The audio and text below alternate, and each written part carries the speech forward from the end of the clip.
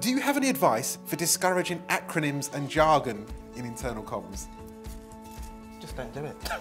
It's as simple as that. Do I have any advice? It's not advice. It's like, just don't do it. Just do not do it. I've never seen anything like it before I joined government, but they're everywhere and they're out there. So the first thing I think is for us not to use them at all. In my department, I'm adamant people can use EU.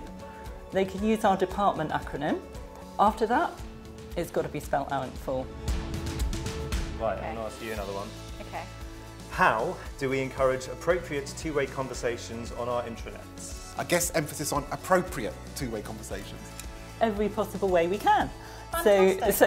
So we need our intranets or whatever we've got online to have the capability to allow people to get on and comment. You need the person to be identified who they are, because then people are more accountable for what they say.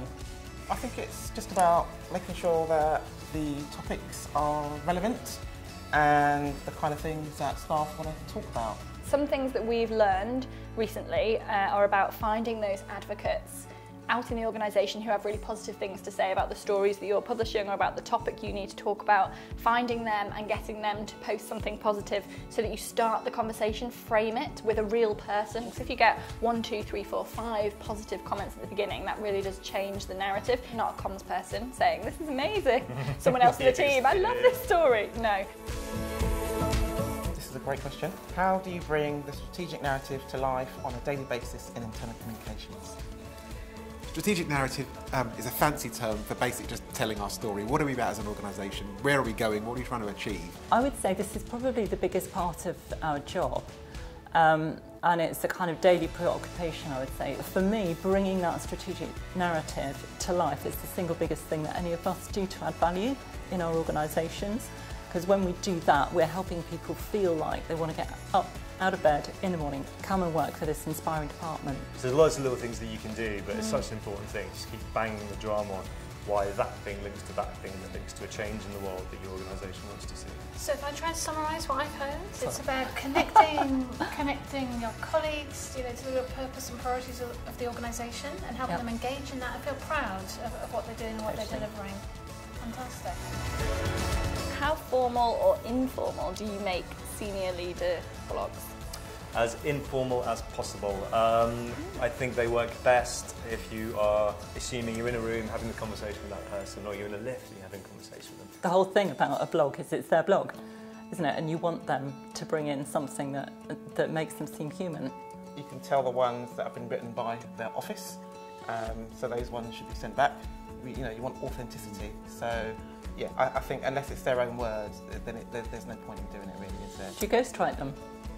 We may suggest various kind of points that they can put in, but certainly if I'm thinking about Is our that diversity... a no? That's a no.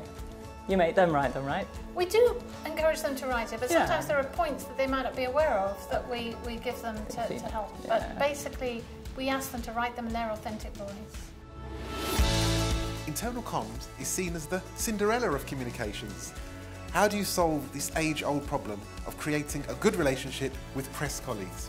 I kind of take offence to that. I think the sooner we stop talking about the Cinderella thing, the better. In fact, I'd much rather that you cut that from this whole thing. We need to change the narrative around that. I think people talk about that too often. I think you're right. Know our worth, which is becomes a equal. self-fulfilling prophecy, Yeah, doesn't it? definitely. Saying it, yeah. I always tell my team, we're not the kind of, poor relation, and we need to be confident and assertive and show up. I think actually if you kind of present yourself at the right meetings, you force your way into the right meetings.